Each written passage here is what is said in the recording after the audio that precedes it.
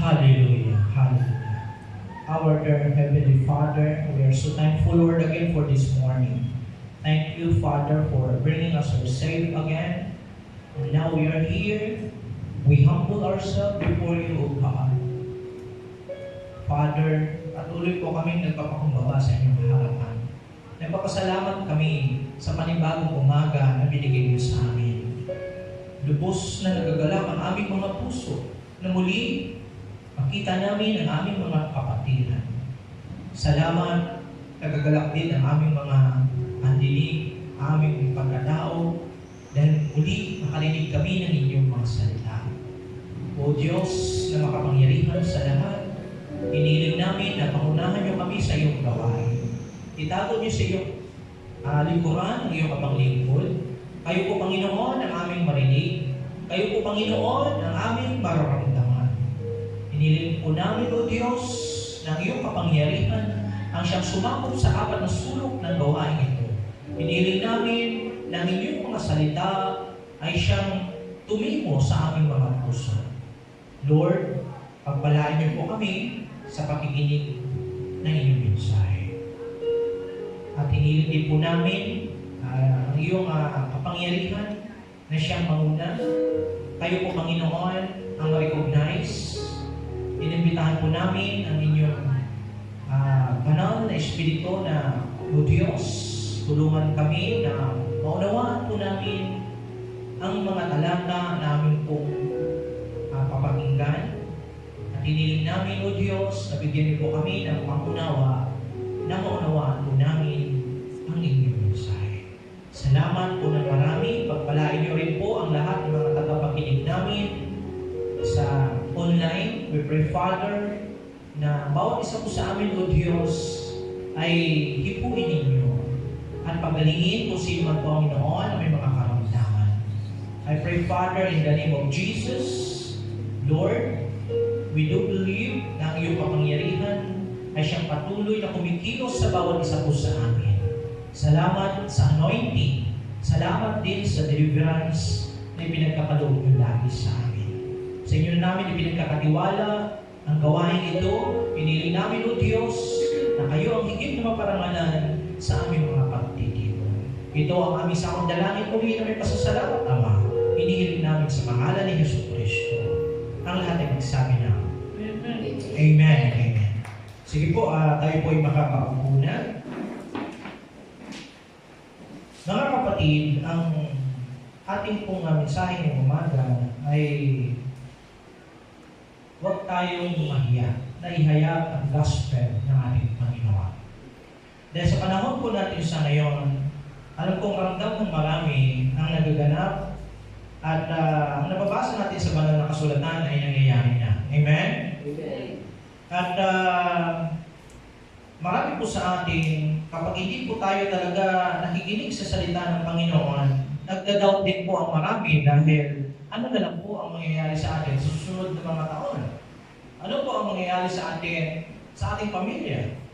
Kasi wala po tayong hanap buhay. Wala po pumapasok na biyaya. At laging nasa isip ang mga bayarin. So mga kapatid, pakinggan po natin ang salita ng ating Panginoon. Napakahalaga ito. Dahil sa panahon po natin sa ngayon, ang mga nag-worry, ang lahat ng mga hindi po talaga nagkakaroon ng banal na pagkatakot sa Diyos, mga kapatid, ito po ang totoo talagang natatakot. At nabubulumihan. Kasi nahirapan silang unawain bakit nga po talaga nangyayari at nagaganap ang ganitong mga bagay. At pagdating po sa salita ng Panginoon, nakakalungkot po. Marami po ang ayaw. Nakakalungkot na malaman natin na ang mga tao po ay naligaw. Nalaman natin na ang mga tao po ay korap ang kaisipan. Nawala na po yung pag-ibig sa Diyos. Nawala na po yung tinatawag na banal na pagkatakot. Kaya walang habas, hindi man lang nahihiya na makita ang mga sarili na palayo na pala ng palayo sa dakilang Diyos ang lahat ng mga tao. At sinabi na po noong pamanguna na tayo po ay nilalang ng Diyos. May pinanggalingan. Minsan ayaw na po ito pakinggan ng marami kasi ang iba po kapag nakita nilang maka-Diyos, parang sa kanila ay iba ang kanilang pakiramdam. So sa atin ng mga mananampalataya, alam din natin ito sapagkat ang totoo mga kapatid, lahat tayo ay sinasanay, nililinang, inaayos, even sa mga Christians. Minsan, alam ko na marami sa atin ang nahihirapan. Even ako rin, nung ako po ay nagsimula bilang isang kamanggagawa. May mga bagay minsan na ayaw natin isuko ang ating tinatawag nating bandera dahil lalaki ako. Sabi na, di ba? Gano'n? At ang totoo po, kapatid, umiiral yung pride sa isang tao. Kung hindi po talaga tayo mabuhay kay Kristo, mga kapatid, ikaw yun, ikaw, tayo ito. So, pinagmamalaki natin ang mga bagay na kung anong ating pinagsikapan. Ang ating mga, siyempre, gumanda ang iyong buhay dahil sa pagsisikap mo. Yan sabi naman po, kung nagtanim ka, aani ka, right? Ngunit, iba po yung balanse, ang tinatawag na pamumuhay, na mayroong banal na pagkatakot sa Diyos. Ito po ang sinasabi ng Bible sa ating introduction. Marami sa atin, pagdating po sa Word of God, nahihiya. Hindi may papakita ang pagiging modelo na siya po talaga yung tunay na Kristiyano. Paano tayo tatawaging ilaw o maging ilaw dahil ang tunay na ilaw bumaba sa atin? Naliwanagan ang ating kaisipan, kaya tayo lumiwanag. Dapat ang ilaw na sinindi sa atin ay ibabahagi din natin at makikita din po sa atin. Yan po ang ilaw. At tayo nga po ang nagsisilbing ilaw. Yung mga nakarinig ng katotohanan. Ang Diyos po natin ay tinatawag din po na siya po yung water blood. Tubig na nagbibigay ng buhay. Kung papansin niyo yung larawan sa likod, may bundok, umaagos ang biyaya ng Panginoon. Patuloy na lumalakas tayo bilang isang puno. Dapat nakakunik po tayo sa tunay na puno. Tayo ang kanyang mga sanga. Kung tayo po ay nakatanim sa matabang lupain, hindi po tayo matatakot. Hindi tayo maapektuhan sa mga nangyayari. Dahil alam natin ang lahat ng ito ay magaganap at magkakaroon ng tinatawag na transformation ng isang tao na kumilala at tumanggap sa ating Panginoon. Amen? Ngayon mga kapatid, marami pong mga mananampalataya, nakakalungkot, hindi po nakikita ang pagiging liwanag ng ating Panginoon. Tinatawag tayong Christians, dapat pahalagaan po natin. Ang Christians, alam naman po natin, ang ibig sabihin kung bakit tayo tinawag na Christians. Ang ibig sabihin po ng Christians ay followers of Christ. Pag tinanggal mo po, kapatid, ang Christ sa Christian, ang matitira po ay I-A-N. I-A-N. Di ba? I have nothing without Christ. Kaya tinawag tayong Christian dahil we are followers of Christ. Ngayon, tingnan natin ang ating mga sarili. I-review natin, alamin natin kung talaga tayo ay Kristiyano. Kung nagpapatawag tayong we are a Christian country, pero hindi naman po nakikita sa atin ang buhay. Hindi naman po nakikita sa ating pamumuhay ang liwanag ng katotohanan. Nung tayo po ay tinanggap natin ang katotohanan, dapat po mayroong transformation na nakikita po sa ating buhay. Even though hindi kagad biglaan, dahil ang lahat ay dinadaan sa proseso. Katulad po tayo ng picture, di ba? Yung sample, nagpa-develop. Noong una, pinicturan ka, right? Wala pong klaro kung ito ay maayos, maganda. Ang gagawin po, di ba, alala natin, dati film, iniingatan po yun. Ako rin po ay nagtrabaho din po sa Kodak Philippines. Kaya meron po natin yung film, meron po tayong digital. Ngayon mga kapatid, yung film, napakahalaga, iniingatan po yun. Hindi po siya po pwedeng ma-expose sa lights. Kasi pag nilabas po siya, masisira. So, ang ginagawa po nila, ingat na ingat. Nilalagay po yun sa black box. Chine-change bago ililipat. Pag tinanggal mo siya sa camera, ang gagawin, ilalagay po doon sa black box na tinatawag. Madilim po yun. Ngayon mga kapatid, hindi po yun nakikita, kamay lang at pakiramdam. Kinukuha, nililipat. Minsan, ililipat po yung isang rolyo sa isang lalagyan. Kamay lang po. Nililipat po yun. Bakit ko sinasabi? Dahil dumaan din po. So ngayon mga kapatid, lahat tayo dumadaan sa proseso. Pag tinanggal ka po doon, masakit. Ito na, ilulubog ka ngayon sa chemicals. Hindi lang po isang pagdaanan. Marami po siyang stages na pagdadaanan. Pag dumaan ka po doon, first stage, second stage, hanggang sa lumabas ka na po. Pag lumabas ka na doon, nakaklaro na, nakikita na yung tinatawag na picture. Ngayon, mga kapatid, hahanginan po ito yung pinakalas. Tapos, lalabas po putulin. Nung pinutol, lalabas mo siya, tapos nakita na natin yung malinaw na pinicture po sa akin. Ngayon mga kapatid, lahat po tayo ay dumadaan sa tinatawag na proseso. Lahat po tayo nung una, lahat po tayo ay makasalanan. Salamat tayo sa mga lingkod ng Diyos at pinapadala ng Panginoon ang kanyang mga lingkod para makarinig po tayo ng salita niya. Nung nakarinig po tayo, isinapuso natin ito, pinamumuhay hanggang sa ikaw ay naging katulad, naging kalarawan ka na rin po ng ating model.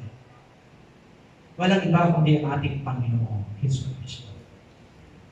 Mga kapatid, kilala po natin ang ating mga kapwa mananampalataya. Dahil we are brothers and sisters. Iisa lang din po ang Espiritu na binigay ng Panginoon nung siya po ay umakyat.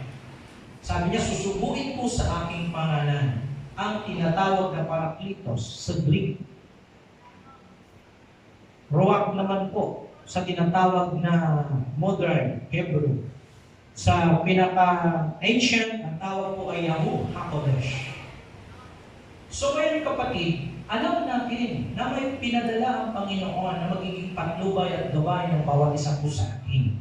May sinasabi ang banal na kasulatan na sa panahon po natin sa ngayon, nung tayo po ay nakakilala na kay Kristo, marami po mga tao pa rin ang nahihirapan. Bakit? Ano po ang problema? Kasi mga kapatid, hindi ipinamumuhay ang ating Panginoon. Ito po ang mga difference na yung sumusunod na tunay at saka yung minsan may tinatawag na 50-50. Minsan nakakalungkot below 50, 40, 60. Mas marami ang sanlibutan kaysa spiritual. Ang iba 50-50. Mga kapatid, tingnan natin na mabuti kung saan tayo. Kamusta ka na ngayon bilang mananampalataya?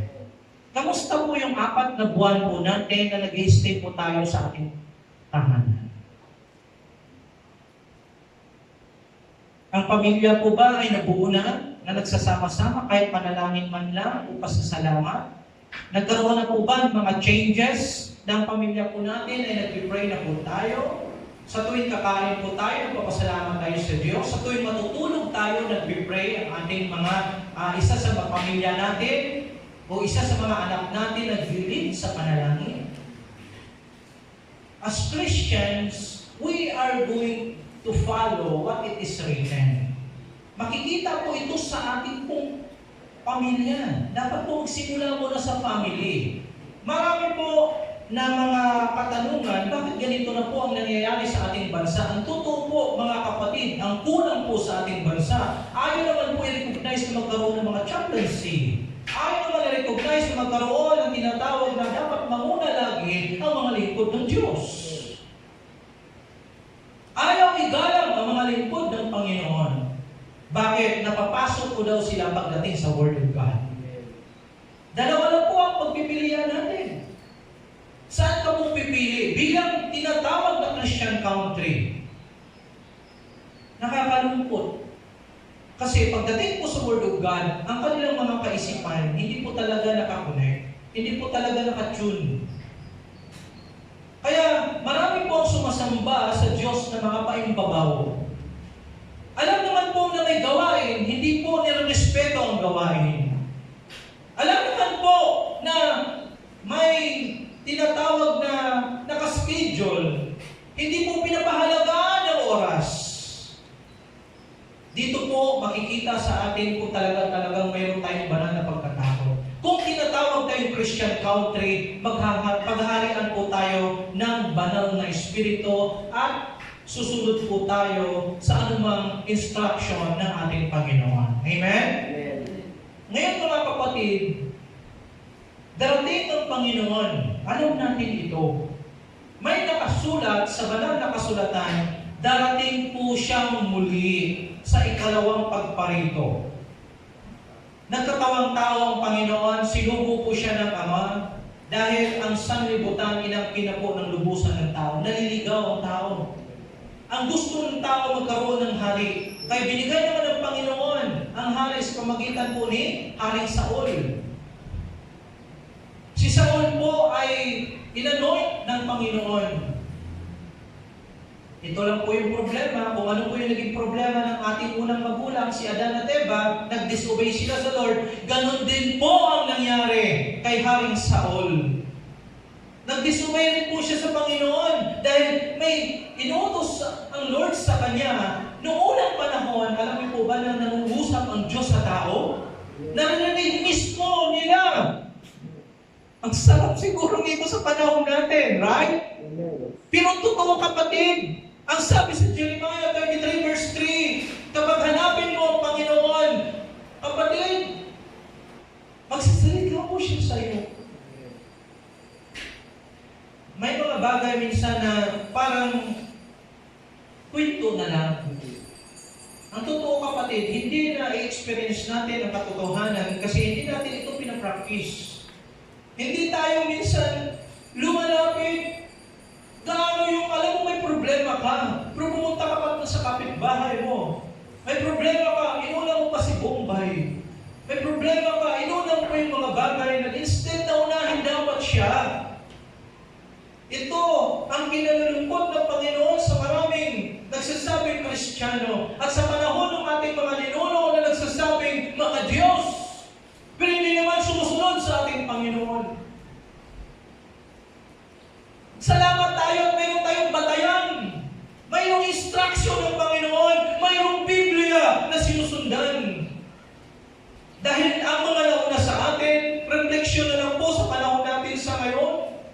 Kung nag-aaral tayo at nagbabasa tayong salita ng Panginoon at totoong nagdi-devotion tayo araw-araw, sa isang araw, magbabasa ka lang kahit isang chapter o kahit ilang verses. Ito yung pagkain ng ating kaluluwa. Lagi ko itong sinasabi na ang buhay natin dito sa lupa, mga kapatid, sabi ng Lord, hindi lamang nabubuhay ang tao sa kapiraso ng tinapay, kundi sa aking salita. Itong sabi ng Lord, subukan mong hindi kumain sa loob ng araw, anong mangyayari sa isang tao? Di ba manghihina tayo? Obserbahan mo na minsan di tayo kumakain kahit isa man lang sa isang araw. Anong nangyayari po sa atin? Nanghihina ka. Sana maintindihan po natin yung sinabi ng Panginoon sa Mateo na hindi lamang nabubuhay ang tao sa piraso ng tinapay. Ang sabi niya, kundi sa aking salita. Kung naliman natin ang pag-aaral ng aking salita, walang iba kundi ang kanyang instruction. Ang kanyang salita ang ating pagkain. Dahil itong pagkain ng ating kaluluwa. Ngayon, na-try mo, hindi ka kumain. Na kahit isang bisis man lang sa isang araw, ikaw ay nanghihina. Ang sabi ng Lord, mga kapatid, makikita mo yung physical po natin, nanghihina pala kapag hindi po makakain ng physical foods. Kamusta naman po ang ating spiritual na pamumuhay? Dapat po, pinapakain din natin dahil sabi ng Panginoon, sa aking salita, spiritual food. Kapag kumakain tayo, nagde-devotion tayo everyday in our life, magkakaroon po ng transformation ang buhay ng isang tao. Pag once na nagiging matured na po tayo sa salita ng Diyos, nakikita po ito sa kanyang pamumuhay. Nakikita po ito ang refleksyon sa kanyang gawin, sa kanyang kilos, sa kanyang ugali. Siya ba yun? Parang hindi eh. Kilala ko ang taong iyan eh. Mamamatay tao yan eh. Si Paul? Kilala ko yan. Kaya po natakot sa kanyang mananampalataya. Nung siya po ay pumunta na po doon, na gusto niya na po sumama sa mga mananampalataya. Natakot po ang mga tao dahil kilala po nila si Paul. Nagpahayag. Ang kapatid na Paul, sinabi niya, tinawag siya ng Diyos. Salamat at natagpuan ko ang Panginoon. Salamat kay Kristo. Kaya ito ako ngayon. Binago ng Diyos. Kasama nila. Noong una, nagdadoubt sila. Ito yung sinasabi ng Biblia lagi na makikita ang tunay na binago ng Panginoon sa kanyang pamumuhay. Ganito rin po sa mga magkakaibigan. Tell me your friends and I tell you who you are. Kung sino po yung madalas mong kasama, kapatid, may mga bagay minsan na nagiging katulad kanila. Kung malapit tayo sa ating Panginoon, nagkakaroon ka kapatid ng changes. Even sa pananalita mo, dati hindi naman po nagkakaroon ng tinatawag na kagalakan na pag-aral ng salita ng Diyos. Pero ngayon, parang kulang kapag hindi ka makapanalangin. Parang kulang kapag hindi ka makapagbasa ng salita ng Diyos. Parang kulang kapag hindi ka man lang makapagpasalamat sa Diyos. Ito po yung tunay na Christian. Mga kapatid, ang sabi po ng banal na kasulatan, dahil sa panahon po natin sa ngayon at binigay na talata sa atin ngayon, ikinahihiya po ng mga tao ang Diyos. Marami na pong nakakalimot sa Diyos. Marami na pong mga tao na hindi na po first priority ang Diyos.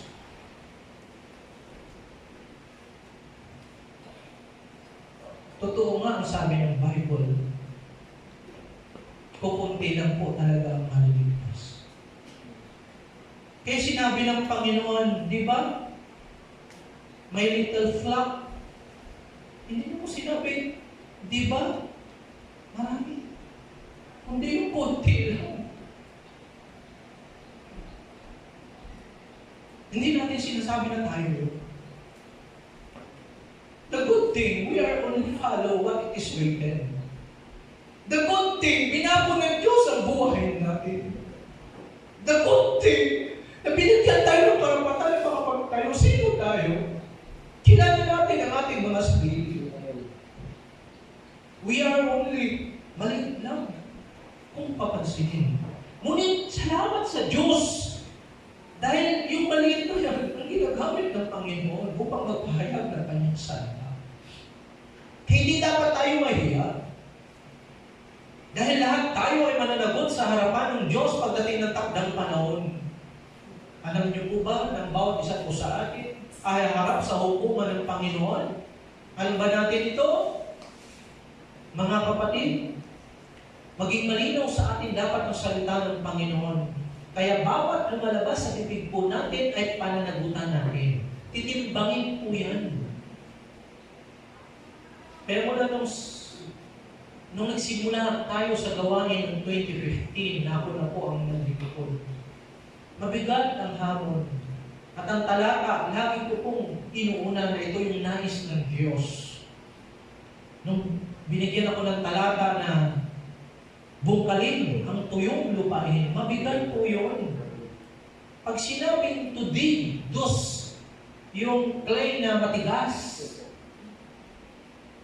bungkalin ang tuyo. Pag sinabing tuyo, patay. Tuyo eh. Pag tinaniman mo yan, hindi po yan mabubuhay. Kailangan bungkalin. Pag nagbungkal tayo, hindi tayo po pwede na gamitin mo kamay lang. Gumamit ka ng piko. Gumamit ka ng pala. May mga kagamitan. Kaya ang Panginoon po sapat. Kung anong need mo sa pagbabahagi ng salita ng Diyos, hindi ka pagkukulangin ng Panginoon. Amen. Ang nais niya lang magpakumbaba ka sa kanyang harapan. Sumunod ka sa kanyang kalooban. Kilala natin ang ating mga sarili. Panginoon, wala po akong kakayahan. Mahihain na po ako eh. Tingnan mo po si Moses. Panginoon, mahihain po ako. Hindi ako marunong magsalita. O bibigyan kita ng spokesperson sa pangunguna. Di ba? Ng mga batikan na magaling magsalita, katulad ni Joshua. Right? Marami pa. Siya naging advisor. Hindi kasi marunong magsalita ng diretsuhan kasi mahirapan po. Siya. Pero tingnan mo ang Panginoon, lagi pong may nakahanda. Alam ng Diyos kung anong dapat natin na gagawin at alam ng Diyos kung anong ating mga needs. Alam din ng Diyos ang kakayanan mo.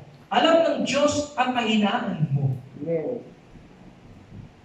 Ang kailangan naman po natin ay maging attentive. Sumunod. Makinig. Parang ganito lang po yan.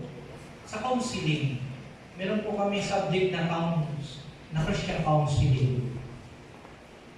Ang counseling, ang counselor, nakikinig lang po yun.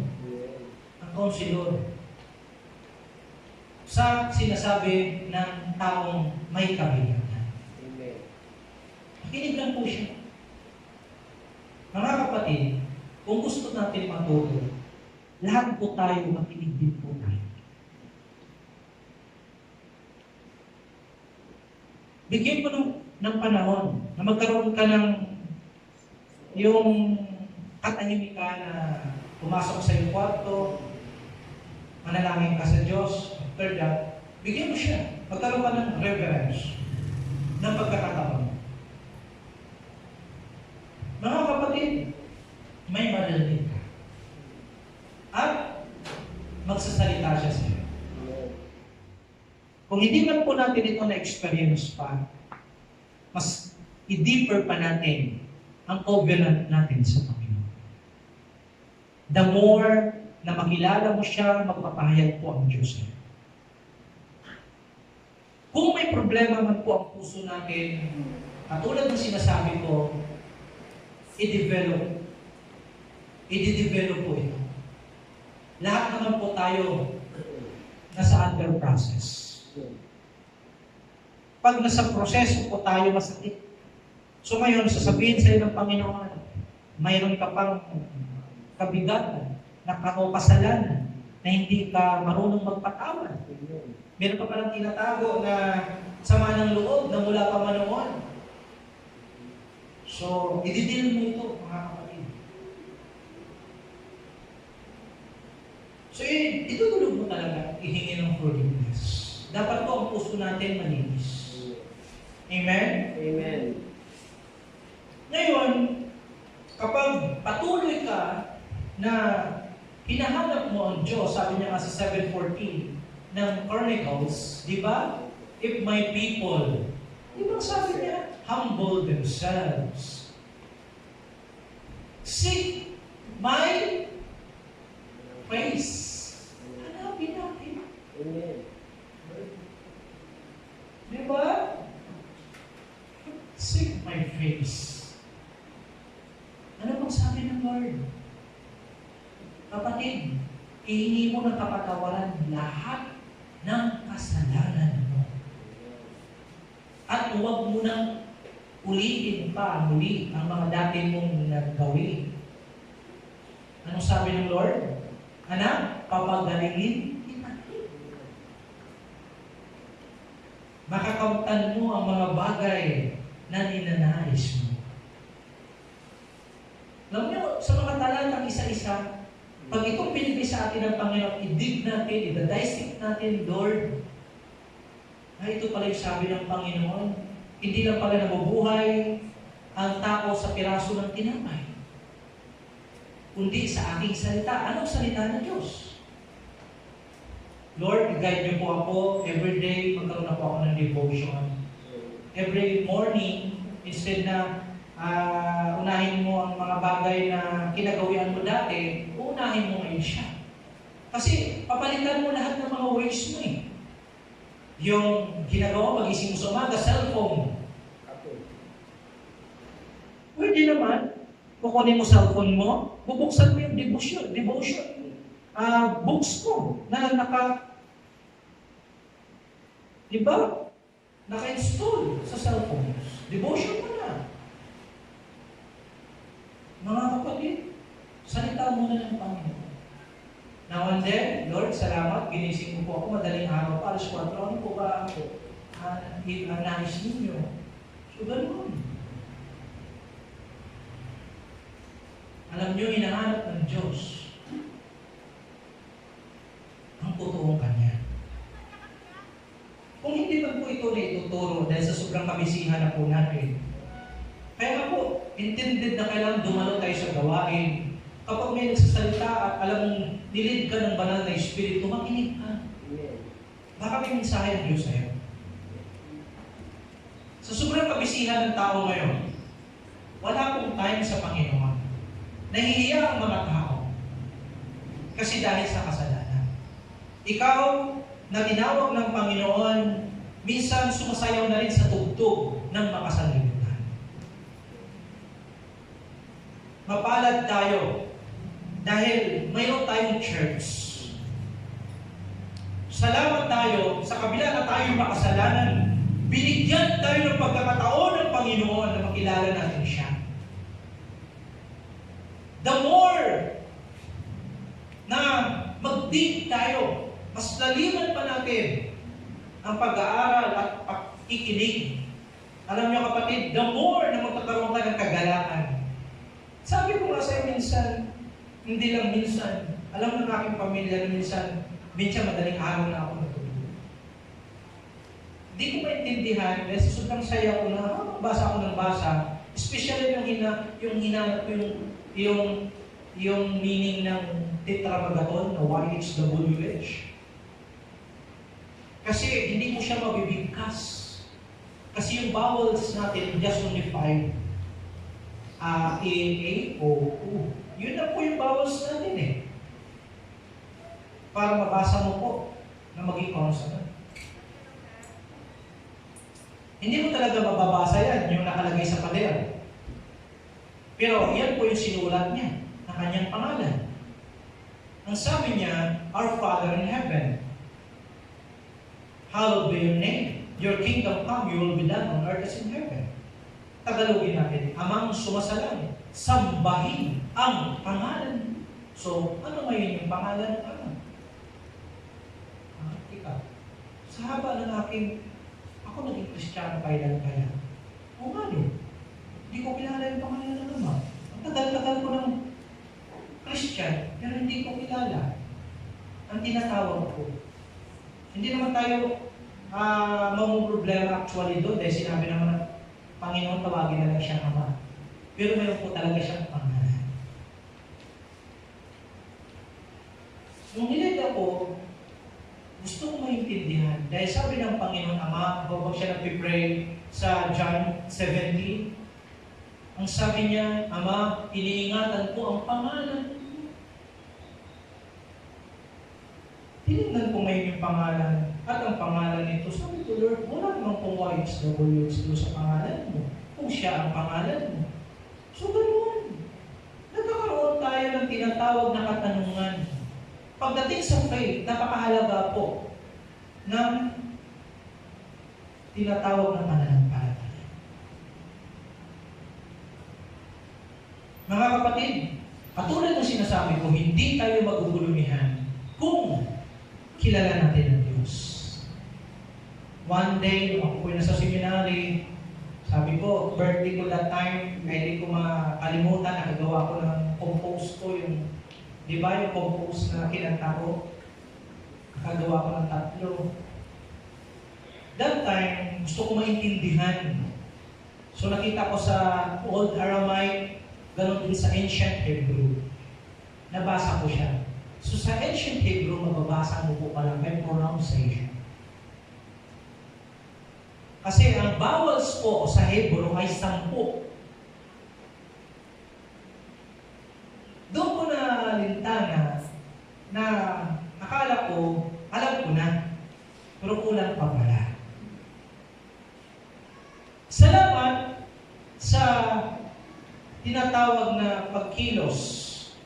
Kasi kung tayo ng kapatid, hindi natin talaga mauunawaan. Nag-stick lang ako sa salita ng Panginoon. Sabi niya, magbibigay ako ng patnubay. Panginoon, patnubay. Ang sabi niya sa Galatians 5, na 5, makikita mo po yung bunga ng banal na Espiritu, right? Isa-isa. Una-una po ang bunga ng banal na Espiritu, pag-ibig. So kung pag-ibig, makikita mo na kagad. Sa tao, makikita mo yung taong binago ng Diyos. Naghahari ang pag-ibig. Kapakumbabaan. Dapat po ang bunga ng banal na Espiritu makikita po sa mga tunay na anak ng Diyos. So ngayon mga kapatid, dapat ididig natin ito. Pag-aaralan natin ng mabuti. Kasi ang sabi ng Panginoon, if you love me, John 14, right? Verse 24, if you love me, you obey my commandments. Sa ibang salin, di ba? Ang sabi ng Panginoon, Jesus answered in John 14 verse 23, if anyone loves me, he will keep my word. See? He will keep. Pag sinabi mong i-keep, di ba? Pahalagaan mo ito. Bigyan mo ito ng malalim na pangunawa. Dapat i-obey natin. Susundin ang salita ng Diyos. Ngunit ano pong nangyayari ngayon sa panahon po natin? Nakakalungkot po. Dahil ang mga tao ngayon sa sobrang kabisihan, hindi na po binibigyan ng kahalagahan ng salita ng Panginoon. Kaya marami ngayon mga tao, wala lang. Ang Diyos sa kanila, just only a second priority. So, sinong nananalo? Pagdating po ng mga problema, pagdating po ng mga bagay na mabibigat, si kaaway, lagi na lang panalo. Kasi kapatid, hindi natin kakayanin kapag hindi po natin kasama ang Diyos. Si Satanas, tandaan po natin kung pag-aralan natin, di ba, mayroon tayong theology, study of God. Dapat po alamin din po natin yung tinatawag na isa pang ama. Ingat po tayo dahil dalawa po ang ama. Ama ng kasinungalingan. So mga kapatid, ama tayo ng ama, kasi sabi ng Panginoon, ganito kayo manalangin. Our Father in heaven, hallowed be your name, your kingdom come, your will be done on earth as in heaven. Diba? So Tagalogin natin, Amang sumasalangit, sambahin ang pangalan mo. Sa Tagalog mo na, mayroon pa akong tinanong na matanda. Siyempre, ako po ay salot sa mga may edad dahil nauna sila sa atin. Higit na po kapag may mga profesor akong puti ng buhok, ay grabe po yung aking respeto sa kanila. Pero ano po nangyayari sa panahon natin ngayon? Mga kabataan, mga bata, wala po respeto sa mga matatanda. Ano po yung difference? Sayang! Kasi yung totoo, doon pa lang po simula sa church, hindi na po naituturo ang tunay na salita ng Diyos. Sa ngayon po, ang church ngayon, kasi ang tao madali doon maboring. Hello! Naalala niyo po si Paul? Nangangaral si Paul. Inaabot niya, nilalakad niya ang malayong lugar para lang makapagpahayag ng salita ng Diyos. Ano yung isahin natin ngayong umaga? I am not ashamed. Di ba? Lagay na natin Romans 1:16 para sa mga nahuli natin. For I am not ashamed of the gospel, because it is God's power for salvation to everyone who believes. See? Hindi dapat natin ikahiya ang salita ng Panginoon. Dahil ito po pala ang kapangyarihan ng Diyos para sa kaligtasan ng mga tao. Kaya si Paul, pag nangaral mo kapatid, binubuhos niya. Kasi isipin mo, ang layo mo. Tinitingnan namin sa seminary, grabe, bilib ako sa mga lingkod ng Diyos. Pag naglakad, 2 araw, 3 araw, sa atin, si Chupa ka lang, lapit-lapit na lalayuan na.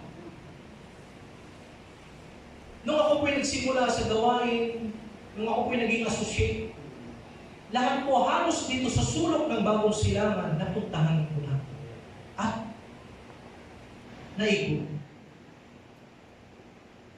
Kaya alam ko yung rolling hills, malayo. Pero kung tingnan natin ang sinasabi ng Bible, mga kapatid, wala pa po tayo. Hindi ko naman siguro papayagan na anniversary po, Panginoon, kinabukasan. Tapos, siyempre, ang mahihiya doon, Panginoon, yung pangalan mo, di ba? Church mo to, Panginoon, eh. Nakipag-deal ako sunod sa panalangin. Sus, noong time na yun, nung nag-pray na ako, tapos sabi ng Lord sa akin, anak, katokin mo siya. Ng 3 bisis. 3 bisis, katok lang. 3 bisis. Kaya nga, maging maingat po tayo mga kapatid, dapat sumusunod tayo sa instruction. Kaya kung papansinin mo yung sinasabi ng Bible, kung talaga tayo ay Bible reader tayo, at nagdidevotion tayo araw-araw, alam mo, sarap po talagang magbasa ng salita ng Panginoon. Nag-disobey ang mga lingkod ng Diyos mula noon hanggang sa mga panahon kung ano po ang nakasulat sa banal na kasulatan, ang nagiging kasalanan po ng mga tao, disobedience. Hindi po sumusunod sa instruction niyo. Alam mo anong nangyari? Punta ako dito pero hindi ko maintindihan yung sarili ko. Kasi isang oras na kami dabog ng katok. Wala talaga, tinatadyakan na yung isa pang young people, binuhusan na ng isang timba na tubig, wala. Siyempre, ang susunod doon, kaba, di ba? Alam mo na eh. Kaya nung niluran ko na siya, sabi ng salita, katokin mo, 3 bisis na. Punta ako, katok.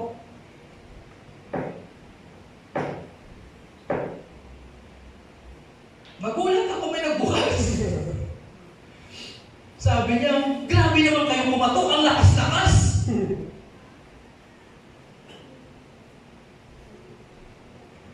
Kami na nandito, natihimik na lang.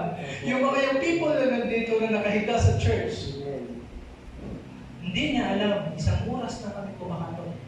Wala. Pero yung mahinang katok na 3 bisis lang, binuksan. Ang maganyan-ganyan pa o. Kumiganyan pa. Grabe naman kayo magbukas. Ang lakas-lakas. See? Ang oras po, mag-alas 4 na. Alas 8, alas 9 ang gawain ng anniversary. Walang kaalam-alam. Pero ang Panginoon, dahil ang deal, pinaghingi natin, binigay ng Diyos. In-interview namin siya pagkatapos ng gawain. Ano ba nangyari sa'yo? Nabangungot ako. Brother Jomer pa ako dati. Di ba naman ako pastor? Ha? Ganun? Bakit? Para akong namatay, hindi ko maintindihan. Sabi. Hindi ako makagalaw. Sabi. So may mga bagay minsan na mahirap manawanin. Katulad kay Paul, nahulog. Yung pananambahan sa ngayon, sabi daw, message dapat 5 minuto na lang. Para ka nag-CR tapos umalis, di ba? Wala na. Ganun po ang nangyayari ngayon sa mga churches. Wala na yung lalim ng Word of God. Wala na yung gusto ng Diyos na may parating niya sa kanyang mga anak. Yung taong message ng Lord ngayon, ikinahihiya ng mga taong salita ng Panginoon. Kinalimutan na nila ang Diyos. Wala nang man lang nagsabi sa kanila na ang Panginoon naghihintay sa inyo. At wala man lang nagsasabi, alam niyo po ba, mahal na mahal kayo ng Diyos. Dahil ang tao ngayon sa sobrang kamisihan, wala ng Diyos. Sa panahon natin, mga kapatid, mag-ingat tayo lagi. Dahil sa panahon natin ngayon, inihayag ng Lord ang kanyang kalooban. Mayroon po siyang 5-fold ministry sa church. Mayroong pastor, mayroong propeta, mayroong apostol, mayroong teacher. Di ba kumpleto yan? Dapat lagi tayong makinig. Kung pag may pastor, kapatid, makinig tayo doon. Kung may nagsasabi na propeta na may magaganap, pakinggan natin. Tingnan natin ang mabuti kung ito talaga salita ng Diyos. Kasi kapag nangyari yun, salita po ng Panginoon. Ngunit po pag hindi mangyari yun, bulaan po yun. Kung may problema. Kaya mga kapatid, napakahalaga po ng salita ng Panginoon. At sa panahon natin sa ngayon, lagi po akong naghahanap ng mga bagay na mangyari ang sinasabi ng Bible. Dahil ito yung kaganapan eh. At marami na tayo napapakinggan na nagpropesiya sa ating bansa. Pero kung pansinin natin, tagal naman. Marami tayong narinig na pagpapalain yung bansa natin. Ang tagal? Di ba? Kasi kapatid, ang tinitingnan mo, the love of money is the root of. Doon ka lang tumitingin sa pera. Yun po yung problema ng ating ng mundo ngayon sa panahon natin. At nakatala po sa pahayag, sa Revelation, na nililigawan ng hari, nililigawan ng kaaway yung mga hari ng mundo. Kaya mag-ingat po tayo ng mabuti, mga kapatid. Kapag ang hari, o sino man ang pangulo, o presidente, o pinuno, kapag mabuti po ang mga panukalan niya, ibig sabihin, may gabay po yun. Amen? At nakikita natin, gumaganda naman. Pero sabi po ng pahayag, ng banal na kasulatan sa Revelation, lahat po pala ng mga leaders, sinasaklawan at nililigawan po sa Diyos.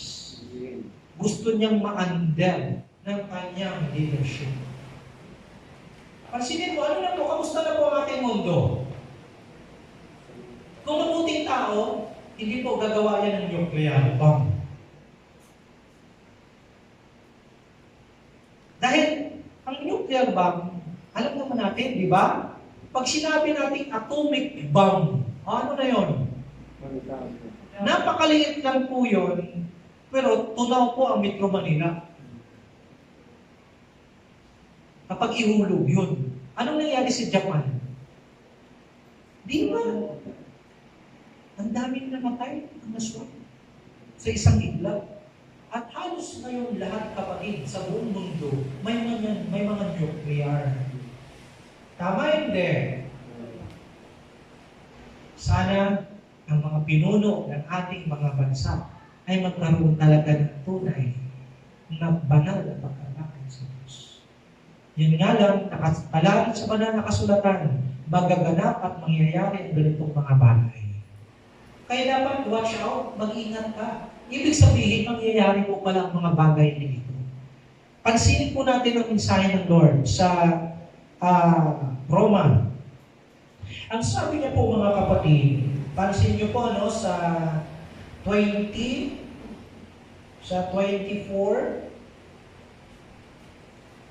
okay, 22 tayo. They are professing themselves, na nagsasabi silang mga may takot sa Diyos at sila po ay mga matatalino. Tingnan nga po natin, verse 22. Claiming to be wise, they become fool. Nagsasabi silang marunong. Pero ang sabi ng Bible, di ba? They're fool. 23. And exchange the glory of the immortal God for images resembling mortal men. Ito na pong nangyayari ngayon sa ating buong mundo. Instead na sambahin dapat natin ang Diyos na buhay, anong ginawa ng mga tao? Nagbuo doon ng tao na dapat sambahin at kilalanin. See? They are resembling mortal men.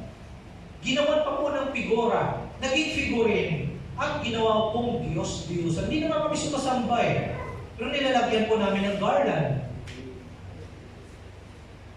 Ang sabi ng Diyos sa Exodo 20 verse 1 to 5, tingnan natin, basahin natin. Napakalinaw ang sinasabi ng Panginoon na mag-ingat tayo ng mabuti. Ayaw nga ng Panginoon na sambahin Pero yung mga tao sa panahon natin, nagawa sila ng mortal man. Ang sabi po sa Exodo 20, verse 1, magkaroon po dapat tayo ng pag-iingat. Kasi may itinalaga at sinabi na po utos ng Diyos sa atin. Sabi niya, huwag gumawa ng Diyusan upang luhuran at sambahin. Do not have other gods beside me. Verse 4. Do not make an idol. Pag sinabi natin kanina doon sa message natin na instead na sambahin, matalino daw sila pero naging fool. Ang naging problema, instead na sambahin natin ng Diyos na dakila, gumawa sila ng mortal man. Ang sabi dito, do not make an idol for yourself. Huwag kang gumawa ng Diyos-Diyosan na gusto mong sambahin. Listen, napakahalaga to. Whether in the shape of anything in the heaven, wala pong anong shape kahit pa po Diyos. Hello? Ang Diyos po, hindi po natin gagawin figurine. Nasasabihin mo, Diyos ko ito. Pwede po ba natin baguhin ang nakatala? Ang sabi ng Panginoon, huwag dagdagan, huwag magbawas. Whether in the shape of anything in the heavens. Pag sinabi natin heavens, alam na natin yun. Meron pa po tatlong langit ang tirahan ng Diyos Right? Kahit po shape, hindi maaari. Hindi natin po pwedeng gumawa ng figurine. Ang ini-insist po ng marami, pinag-aralan ko ng mabuti, ang nakabuti na lang nakalagay anong Pag may nakalagay na pangalan, hahanapin ko yung tao na yun. Itatanong ko sa kanya, saan mo nakuha at sino nagsabi nito? Dahil naghanda na rin po ang mga message ni God para ika-counter doon. Magbigay ka ng talata, kakauntiran ka ng Word of God na mostly na ito yung siyang sabi ng Diyos sa'yo. Wala! Inutos ng Diyos na gumawa ng figurine doon sa covenant. Inutos na ng Panginoon gumawa ng yung anghel na yung dalawang pakpak, di ba? Yung covenant. Para doon po yun sa salita ng Diyos na ilagak dahil ang banal na presensya ng Diyos. Palatandaan na kasama nila. Kaya nag-utos daw ang Diyos na gumawa ng Diyos-Diyosan na bato na bilang na kahoy. Wala nga po eh. Pwede mo ba natin baguhin ito? Yung talata na sinasabi mo kapatid, isa lang yan. Samantala yung talatang ito, ang dami. Hindi lang po isang verse, hindi lang po isang disipulo ang nagsasabi. Ilan ang disipulo? 12. Ang magpapatunay na hindi sila sumasamba sa mga Diyos-Diyosan. Naalaala niyo si Paul? Kinagat siya ng viper, ng ahas. Alam nilang, nung nakita nilang kinagat na po ang lingkod ng Diyos, ay, ilang segundo yan, mamamatay na. Sabi ng mga taong nakakita na kinagat. Pero nagulat sila, hindi po namatay ang lingkod ng Diyos. Alam mo ang ginawa ng mga tao doon? Pinuntahan nila si Paul at sinamba. Anong ginawa ni Paul? Pinuulit yung kanyang damit. Hindi po ako ang Diyos. Sino pa? Si Peter. Ang dami nila naman nagpatotoo. Hindi po, tumayo po kayo. Hindi po akong sambahin. Hindi po akong Diyos. Iisa lang po ang tunay nating Diyos na dapat sambahin. Ang buhay na Diyos. Sa 12 apostoles, kung talagang tayo mananampalataya, pag-aaral ka, alamin mo yung background niya. Bakit nakinig ka lang na hindi ka naman nag-aalam? Dapat alamin natin. Sa mga disipulo po, wala man ang kailanman na tinuro sa kanilang sumamba sa Diyos-Diyosan. Wala.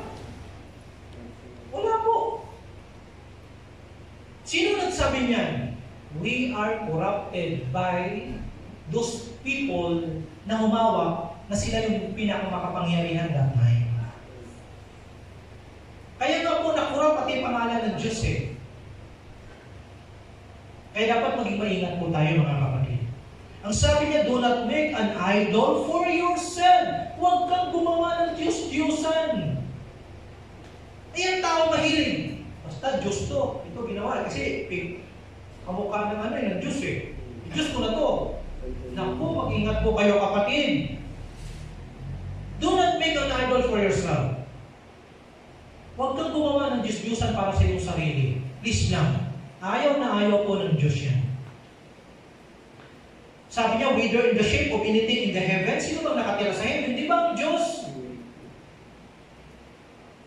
Above or on earth, below, or in the water under the earth. Wala rin po mga anumang figurin kahit gumawa pa ng mga animals. Bawal. Ayaw ng Diyos magkaroon tayo ng mga Diyos-Diyosan. Next. Anong sabi niya? You must not bow down. Ako. Alam mo, sa tuwing makikita ko yung mga nangyayari ng mga kababayan natin, dati kaysa, ganun din po ako, Lord, salamat at niligtas niyo ako, Panginoon. Minsan, hindi ko maintindihan yung sarili ko eh. Nakakaramdam ba kayo noon? Dahil ramdam mo sa sarili mo, dahil salita ng Panginoon, makatotohanan. Kaya umiiyak ako lang dahil sa ang dami ko pong mga mahal sa buhay. Siguro wala kayong mahal sa buhay. Bakit hindi tayo nagsisikap? Kaya may panalangin sila. Kung totoo mahal natin yung mga mahal natin sa buhay, ituro natin yung salita ng Panginoon. Dahil mananagutan po natin ang mga bagay kapag ang isang mahal sa buhay, hindi mo napahayagan ng katotohanan. Ang katotohanan kasi ang magpapalaya sa atin. Nagulat ako kasi sabi ko, Lord, Ako dati ganun din, pero salamat. Dahil sa kabila ng makasalanan din ako, at least, pinaunawa mo sa akin sa banal na kasulatan na makita ko yung katotohanan na hindi mo pala ayaw ninyong gumawa kami ng Diyos-Diyosan sa isang bahin. Tingnan nyo, ano po ba kayo nakikita dyan? Wala? Maliban sa cross natin dyan? Bakit? Kasi kapag may altar pa tayo, napupokus, na auto-focus ka, doon nakatingin ang iyong paningin. Isang altar na lang po ang naiwan. Saan po altar na yon? Sa puso po natin. Dahil ang katawan natin ay templo ng Diyos. Ito po yung altar. Nananahan ang Espiritu ng Panginoon sa altar ng ating puso.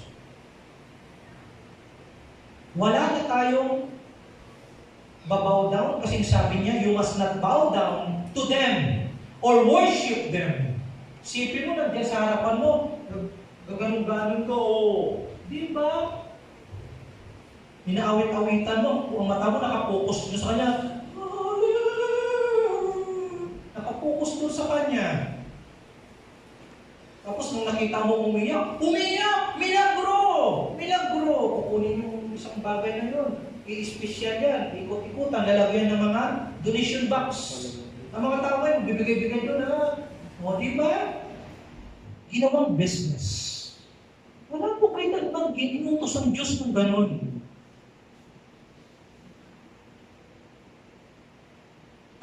Kung mahal natin ang Diyos, susundin natin ang kanyang salita. Kanina, sabi niya nga po sa John 14 verse 23, if you love me, you obey my commandments. Amen? Yes. Susundin natin yung kanyang salita. Ano sabi niya? For I, the Lord your God, I am a jealous God.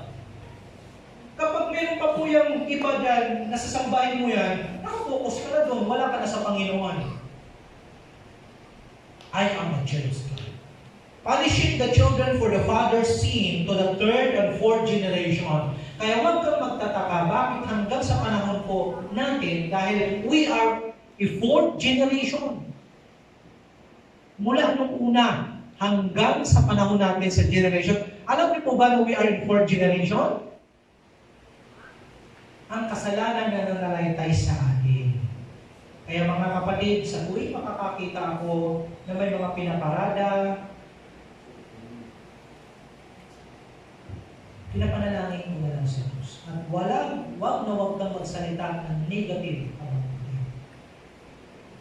The good thing, the Lord knows your heart, na nilalapit mo sila sa Panginoon one day, mabuksan din sila ng katotohanan. Amen? Wag kang magsalita ng foul against them. I-respeto mo sila dahil yun ang kanilang pananampalataya. But, you do your work. Ano yung work mo? Idulong mo siya sa Diyos. Lord, napanalangin ko yung tao kanina, nakita ko. Sumasamba-samba siya tungkol sa dati ko ni sinasamba. See? Nawa? Dalangin ko, makakakilala din po siya sa inyo siya, Panginoon. O see? At least ikaw, gumagawa ka ng way na pinapanalangin yung taong yun. Wala kang binitawang salita na against them. Amen? Ganun yun, mga kapatid. So, balik tayo sa ating mensahe sa Romans 1 verse 24. Ang sabi ng Lord, gumawa sila ng mortal upang sambahin. Tao yun eh. Anong sabi ng Biblia? Sumpain ang naniniwala. Di ba? Sa tao. At ang sabi nga ng Panginoon, huwag niyo akong, di ba? Igaya sa tao. Magkaiba po ang Diyos at ang tao. Therefore, God delivered them over the craving of their hearts to sexual impurity. Kaya, hinayaan sila ng Diyos na magkasala dahil sa kanilang kamangmangan. So that their bodies were degraded among themselves. Kaya marami kang nakikita, mga magagaling, mayayaman, artista, kilala, pero punong-puno ng kahihiyan. Kasi, binigyan niya po sila ng Diyos na sila po ay makain ng kanilang mga maling pananaw at ng kanilang pangunawa. Ngayon kapatid, may nagtanong sa akin, Pastor, bakit kaya ang mga tao patuloy pa rin ulit-ulit sa kasalanan? Bakit? Mark 4 verse 12, tingnan natin. Mga kapatid, ang sabi ng Mark 4 verse 12, tumingin man sila ng tumingin, hindi sila makakakita. Makinig man sila ng makinig, hindi sila makaunawa. Kung gayon, magbalik loob sila sa akin, sakaling patatawarin ko sila. So that they may look and look, yet not perceive. They may listen and listen, yet not understand. Otherwise, they might turn back and be forgiven. Kailangan po ng tao magbalik loob sa Diyos. Amen? Amen. So kailangan natin, kapatid, mas lalo pa po natin laliman ang pag-aaral, ang pakikinig sa salita ng Diyos. Ang sabi ng Panginoon sa Jeremiah 33 verse 3, pakibuksan po. Alam niyo po ba ng Panginoon kapag hanapin po natin, matatagpuan natin? Para kayo, ha? Alam niyo po ba ang Panginoon kung hanapin ninyo ay matatagpuan nyo? Call to me, sabi po ng Jeremiah 33, and I will answer you. Tumawag ka sa akin, sasagutin kita. And tell your great and wondrous things you do not know. Wow. Kapatid, ang linaw ng sabi ng Panginoon. Paano tayo manalangin? Para tayo dinggin ng Panginoon? Matthew 6. Buksan niya po natin. 6. Verse, 6 to 9. Alam niyo kapatid, ang Panginoon nagtuturo sa atin kung ano dapat natin gagawin. Kung tumawag ka sa Kanya, didinggin ka ng Diyos. Amen? I hope and I pray to God na all of our brothers and sisters, kapag tumawag tayo sa Diyos, maririnig po ninyo siya. Nung naalala ko, ako ay 14 years old. Nung dinala ko ng Panginoon sa church na yon, I'm amazed. Kasi bakit? Basta iba yung pakiramdam kung may nangyaring kakaiba. Yun yung first time na disgrasya ako, natumba yung DT-175 ng father ko, nadaganan yung paa ko, wasak yung side mirror ng motor ko, ang enduro ng father ko. Mabigat yung 175.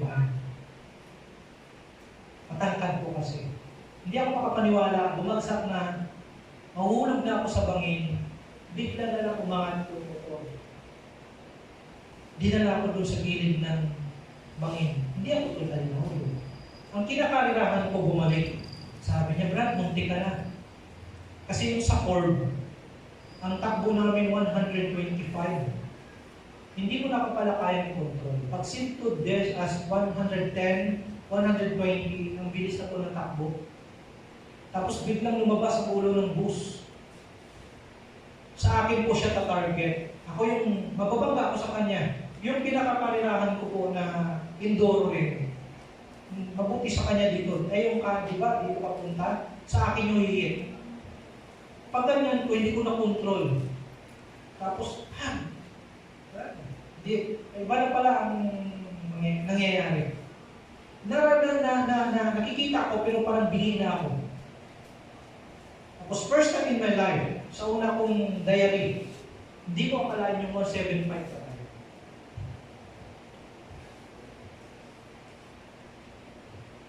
Kahit anong science, tinitingnan ko, hindi talagang cannot be.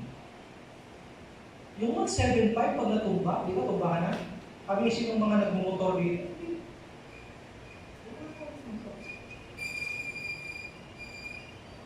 Kaya nagulat yung church ko dati, nandun na ako sa church, hindi ko maintindihan. Basta masaya yung kalooban ko pag nandun ako nakadalo. Tapos, habang nag-pray siya, sabi niya, nagpaanyaya, natanggapin ko ang Panginoon. Ako naman dahil masunurin, tinanggap ko si Jesus ng buong puso. Sabi niya, patawarin lahat ng kasalanan mo mula ng pagkabata hanggang sa oras dito. Sinunod ko naman. Pero deep in my mind, mayroong katanungan. Siyempre mo, mula ako grade 1 hanggang 2nd year, mag-12 years old ako, hanggang 14. Natanong ko sa sarili ko, totoo po ba talagang may Diyos? Kasi hindi naman kita nakita, Lord. Di ba? Marami sa atin nagtatanong, right? Ano po yung tinanong ko? Nung tinanong ko ng Panginoon, habang kami nagkakaroon ng pagtanggap, yun, di ko maintindihan, di ko makalimutan. Alam mo, kahit nakipikit mo yung mata mo, magre-reflect yung ilaw eh.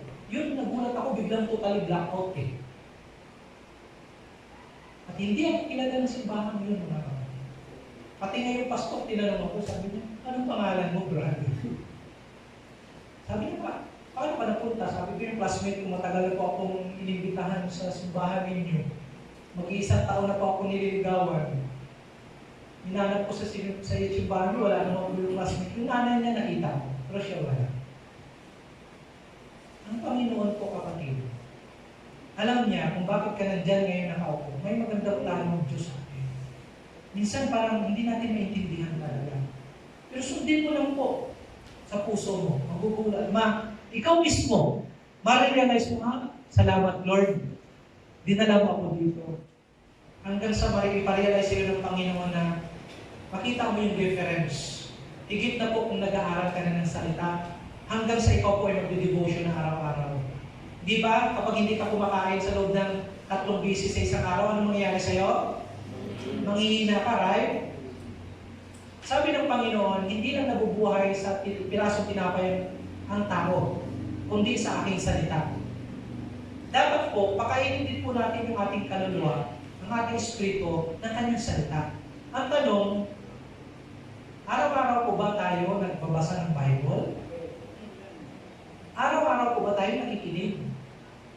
Kahit, alam mo, simbahan siya, pulutin mo yung mabuti, iwaksin mo yung masama. Ano po problema? Alam mo sa puso mo na dinala ka ng Panginoon. Kasi, ang iba po natatakot, baka mawalan ako ng member. Mula nung nagsimula tayo ng 2015, ang tindi ng bombardment ito, di ba? Ang tindi. Ang mga bigat ng salita na napapakinggan natin. Sabi ng iba, baka mauubos lahat ng kumpay. Kasi masyado nang masakit eh. Kapag binasa mo kasing salita ng Panginoon, mabigat talaga. Mga kapatid, ito lang sabi ng Lord, anak, huwag kang matakot. Napatunayan ko yun after na 3 years. Kasi nagbabago po ako ng aking panukala, kapag wala pong mangyayari sa simbahan ito at hindi lumago, ako po unang mag-step down. Dapat po may guidance po tayo. Mayroon tayong tinatawag na vision na sinusundan. The church without vision, people perish. Kapag ang church na sinasalihan mo, no?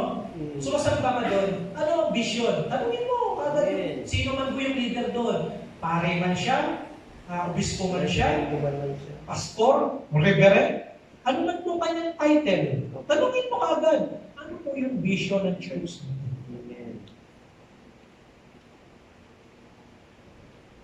Kasi, pareho tayo mga kapatid, kapag hindi malinaw sa atin, ang ating patutunguhan. Kaya marami pong mananampalataya ngayon, bangka na walang timon. Hindi alam talaga kung saan siya pupunta. Hihipan siya ng hangin pa kanan, kanan lang siya. Hihipan siya ng hangin pa kaliwa, kaliwa lang siya. Wala talaga siyang direksyon. Iyan po ang nangyayari ngayon sa maraming mananampalataya. Tanungin mo. Hindi ko alam. Tanungin mo yung pangalan na yan. Yung secret name. Hindi rin alam. Ang sabi po sa Revelation, sa huling kapanahonan, ihayag niya ang kanyang secret name sa kanyang mga anak. Kamusta ka na, kapatid? Minsan, meron akong mga nakakausap, siyempre, respetado, kilala ko ang buhay. Amen. Background check, tingnan mo, wala ka talaga sa kanya. Kung ikaw na lingkod ng Diyos, hindi ka naman pakubawa. Ihayag mo sa kanya ang salita ng Panginoon. Minsan nakakausap ko judge, attorney, general. Pag pinangunahan ako ng Panginoon, sasabihin ko yun sa kanya. Minsan may nagtatalo sa salita ng Panginoon, judge at saka attorney.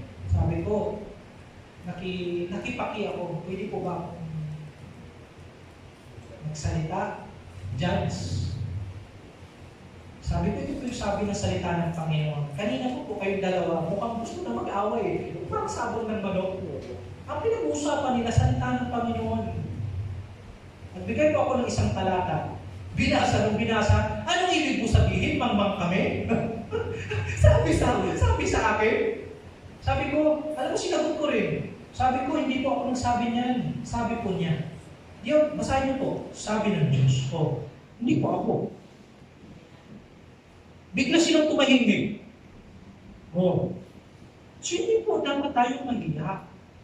Kapag inudyukan ka ng banal na espiritu na sabihin yung totoo, sabihin mo, huwag tayong mag-iyak.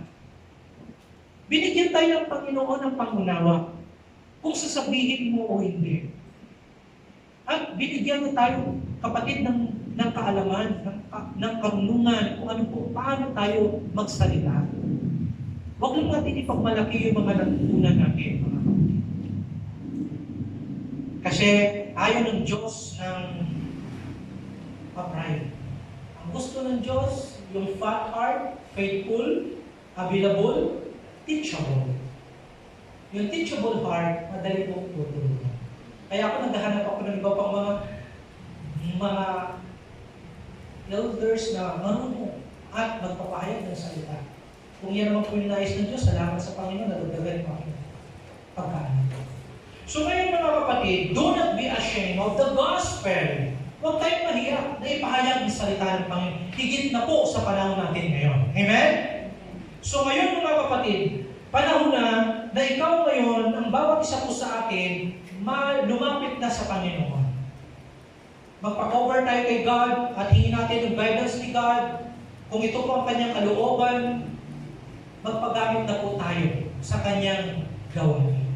Kung dinala tayo ng Diyos sa isang lugar, at alam mong doon ka na magsisimula ng iyong gawain at ng iyong pamilya, maghanap kayo doon sa isang lugar na mayroon pong Christian church.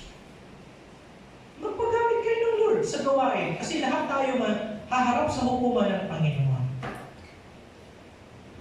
Mga kapatid, dapat tayo lumalabo. Hindi tayo wala na. Dapat alam mo ang direksyon ng Panginoon sa buhay natin. Amen? So pansinin po natin for the last verse 23 at saka 24, mga kapatid. Ang sabi niya, wherefore God also give them up the uncleanness through the lust of their own hearts, to dishonor their own bodies between themselves. 25, who changed the truth of God into a lie. Tingnan po sa 25. Ito po yung pinakamabigat, no? Pinalitan po nila. And worship and serve the Creator more than the Creator, who is blessed forever. Amen. Sapagkat, sabi sa Tagalog, pinalitan nila ang katotohanan ng Diyos ng kasinungalingan. At sila'y nagsisamba at nanglingkod sa mga nilalang kaysa lumalang na siya dapat pinupuri magpakailanman. Kapatid, magbalik loob na tayo sa tunay na Diyos. Sasabihin mo natin, hindi, dito na po ako eh. Dito na po ako lumaki. May nagsabi sa akin yan eh. Dito na po ako lumaki, dito na po ako mamatay.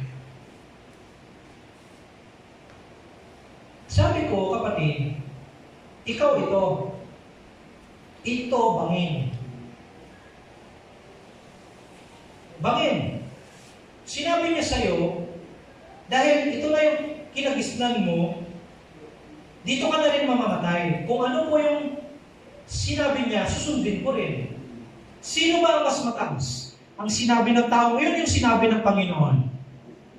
Ngayon, alam mong, bangin yan, lulundag ka rin ba doon?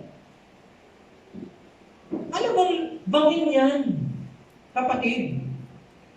Parang gusto niya sabihin ko, anong sinabi niya, susundin ko na rin. Kasi ito na po yung kinagis na namin.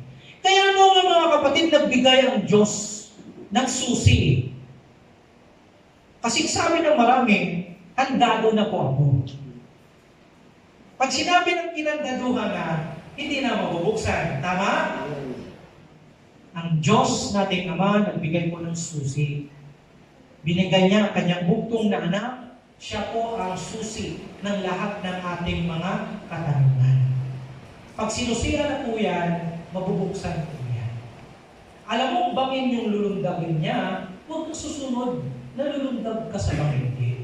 Sinabi na nga po ng Panginoon, huwag sumamba sa mga nilalang. Sambahin ang lumalang, hindi yung nilalang. Amen?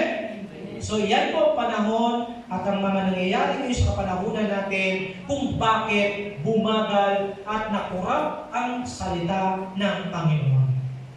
Kaya kapatid, may mga remnants pa rin. Even though sabi nga nila, iba kapangyarihan kailangan magpasakop tayo. Kasi kung hindi, mamamatay tayong lahat. Kaya ibang mga tao, sumusunod-sunod nang hindi naman talaga alam. Ngayon mga kapatid, salamat sa Diyos kasi meron po siyang salita na iniwan sa atin. Yun po yung kanyang instruction para susundan po natin lahat. Upang hindi po tayo maligaw, ang salita na po ng Panginoon ang siyang pong pattern natin, susundan. Ang instruction, siya lang po ating gagawin, ipa-follow natin para hindi po tayo maisahan ng bahay. Ngayon mga kapatid, napakalinaw ng salita ng Panginoon. Sabi niya, huwag nating ikahiya ang Panginoon dahil inihayag niya po sa atin, tinuruan niya na po tayo na huwag tayo sumamba sa mga nilalang. Pag nilalang po at nililok po yan ng kamay, please, mag-ingat po tayo. Huwag tayo sumamba. Dahil ang Panginoon nagbigay na po ng babala. Lahat ng sumasamba sa nilalang, alam po natin ang nangyayari. Unless na umabot sa kanila ang salita ng Panginoon na sila rin po ay mapahayagan until na ma-open ang kanilang mga kaisipan. So ngayon mga kapatid, huwag natin ikahaya ang salita ng Diyos. 1:16 ng Roma, sabi niya, hindi na po natin ikahiya. So yung gospel na ito, alam naman natin kung sino yung tunay na gospel. Ito po yung gospel to know that Jesus is the Christ. So alam natin si Jesus, siya ang Kristo. Ang Kristo, ang ating tagapagligtas. Amen? Amen. So let us bow our heads. Tayo po'y manalangin. Hallelujah. Hallelujah. Hallelujah. Father God in heaven, we are so thankful, Lord, again for this morning. Thank you, Lord, for the word that we heard. Truly, we are blessed. Salamat, Panginoon, sa banal mong Espiritu na patuloy na namumuna sa amin, na kung saan pinahayag ninyo, O Diyos, na dapat hindi po mahiya ang iyong mga lingkod. Nakita namin, Panginoon, kapag kinilala namin kayo ng tunay, hahanapin namin kayo, tunay na matatagpuan namin kayo. Kung sino man sa amin tumawag, sabi mo, Panginoon, sasagutin mo po kami. Narito po ang iyong mga anak, O Diyos, patuloy ko pong inilalapit. Patawad sa mga pagkukulang po namin kung saan, O Diyos, nagiging second priority ang iyong mga gawain. Lord, tulungan niyo po ang bawat isa na mula ngayon, bigyan na po namin ng prioridad ang inyong mga salita sa aming mga buhay. Panginoon, i-develop niyo po kami, Panginoon, na mas lalo po kami malinaw, maging tunay na mananampalataya. Patawarin niyo po kami sa aming mga pagkukulang. Patawarin niyo kami kung minsan hindi po kami nakakapanalangin, kung minsan hindi kami nakakadalo sa iyong mga gawain. higit na ang pag-aaral at pagbabasa ng inyong mga salita. Na nagbigay kayo, Panginoon, ng katuruan, hindi lamang nabubuhay ang tao sa kapiraso ng tinapay, kundi sa iyong mga salita. Ang ibig sabihin, bigyan namin ng importansya ang iyong mga salita. Dapat araw-araw kami makain. Araw-araw kami, Panginoon, nagdi-devotion upang ma-develop ang bawat isa po sa amin at maunawaan po namin ang inyong mga instructions upang malaman namin at gawin at sundin namin sa aming mga kalooban. Lord, pagpalain niyo po ang bawat isa. Dalangin ko po ang iyong Santong Espiritu ang siyang magiging patnubay ng bawat isa sa pangalan ni Jesucristo. Sa lahat ng mga kapatid namin, Panginoon, na narito, pagpalain niyo po ang bawat isa po sa kanila. Na mula ngayon, Panginoon, hipuin niyo ang kanilang mga puso, i-anoint niyo po sila, O God, upang bawat isa po sa kanila ay magkaroon ng kagalakan na sundin ang iyong kalooban. Makita nila ang linaw ng inyong mga salita. At sila rin po, Panginoon, ay magiging daluyan ng iyong pagpapala na kanilang mga mahal sa buhay ay may lapit sa inyo at may turo ang sinasabi mo sa banal na kasulatan. Na dapat ang sambahin lamang walang iba kundi ang tunay na lumalang. Hindi, Panginoon, ang mga nilalang.